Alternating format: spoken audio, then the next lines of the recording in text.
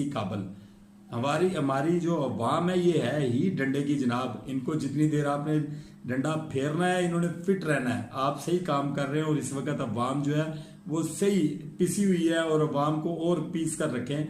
आप लोगों का ये हक बनता है क्योंकि आप लोगों को इस अवाम ने वोट नहीं दिया। इनका इनका छित्र पोला होना चाहिए जनाब। इन्होंने आपको वोट देकर क्यों नहीं लेके आए? आप 47 जो फार्म है उसके जरिए आए हैं, ठीक है। आप लोगों को चाहिए इनको इतना छित्रपोला करे कि नेक्स्ट टाइम फॉर्म 47 की जरूरत ना पड़े, ये डरते हुए ही आप लोगों को वोट दे दें।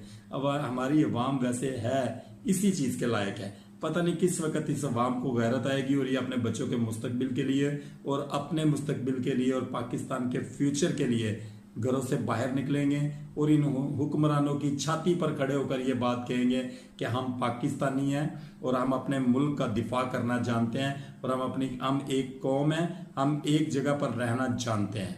ये पता नहीं कब अल्लाह ताला वो दिन लेकर आएगा।